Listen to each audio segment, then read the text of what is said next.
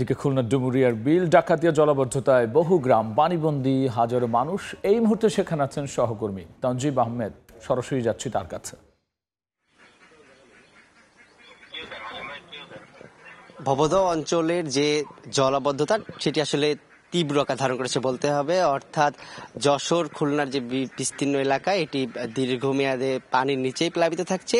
আমরা খুলনার যে ডুমুরিয়া এলাকায় রয়েছে, এখন রংপুর নামক একটি ইউনিয়ন, এই এলাকার অন্তত 5 থেকে 7 হাজার মানুষ তারা পানিবন্দী দীর্ঘদিন যাবৎ। অর্থাৎ বছরের পর বছর যে মানুষের দুর্ভোগ, এই দুর্ভোগের নিরসন হচ্ছে না। এর কারণ হিসেবে তারা আসলে বলছেন যে ভবদহ অঞ্চলের যে এলাকা সেইগুলো আসলে এখন একটা বেসিনের মধ্যে হয়ে গেছে। অর্থাৎ চারপাশে সব নদী উঁচু হয়ে যাওয়ার ফলে সাধারণ যে মানুষ তারা যে এলাকাগুলোতে থাকছেন সেই এলাকায় পানি কোনোভাবেই আর নামতে পারছে না। এর ফলে যে প্রায় 4 দশকের বেশি সময় ধরে এই ধরনের ভোগান্তি এটা দিন দিন তীব্র থেকে তীব্রতর হচ্ছে। বারবার হাজার কোটি টাকার প্রকল্প নেওয়া হলেও এই অঞ্চলের মানুষের যে দীর্ঘমেয়াদী জলাবদ্ধতার সমস্যা সেটি নিরসন হয়নি। সাময়িকভাবে কোনো কোনো সময় স্লুইস গেটগুলো থেকে যে পানি ছেড়ে দেওয়া হয় সেটা আসলে প্রয়োজনের তুলনায় এতটাই অপ্রতুল, এই অঞ্চলগুলো থেকে পানি নামতে পারে না। অর্থাৎ এর ফলে কৃষিকাজ সহ মৎস্য উৎপাদন সব কাজে ব্যাপকভাবে জীবিকার উপর প্রভাব পড়েছে সাধারণ মানুষের,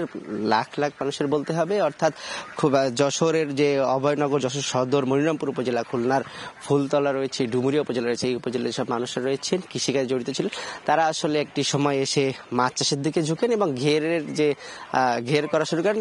সময়ের সাথে সাথে আসলে সেই ঘেরগুলো পানিতে প্লাবিত অবস্থায় থাকা শুরু হয় এবং একটা সময় আসলে তীব্র সংকট শুরু হয় জীবিকার। অনেক মানুষ এখান থেকে চলে গেছেন। আমরা ডুমুরিয়া, ফুলতলার বিভিন্ন যে উপজেলার গ্রাম ঘুরে মানুষের সাথে কথা বলে দেখেছি, তারা আসলে এতটাই হতাশ হয়ে পড়েছেন, এতটাই অসহায়তার মধ্যে রয়েছেন, তারা কথাও বলতে চান না অনেক সময় যে আসলে কত দিন গেলে, কত বছর গেলে, কত যুগ গেলে তাদের এই সংকট থেকে তারা মুক্তি পাবেন। এবং এর ফলে তারা আসলে বলছেন, আমরা এখন যে জায়গাটিতে রয়েছি এখানে যে যতটুকু পানি দেখা যাচ্ছে এটি সবচেয়ে কম বলতে হবে। অর্থাৎ এই যে পানি, এটি হাঁটুর নিচে, এটি সবচেয়ে এই পানি যদি হাঁটু সমান থাকে সেটিকে তারা স্বস্তি হিসেবে দেখছেন। অর্থাৎ বলছেন সাধারণত পানি কোমর সমান উপরে থাকে এবং বুক সমান জায়গা পাড়ি দিয়ে তাদেরকে নিজ ঘরে যেতে হয়। অর্থাৎ সেক্ষেত্রে গবাদি পালন থেকে রান্না বান্না, খাওয়া দাওয়া সবকিছুতে চরম ভোগান্তিতে রয়েছেন এই যে ভবদহ অঞ্চলের কয়েক লাখ মানুষ।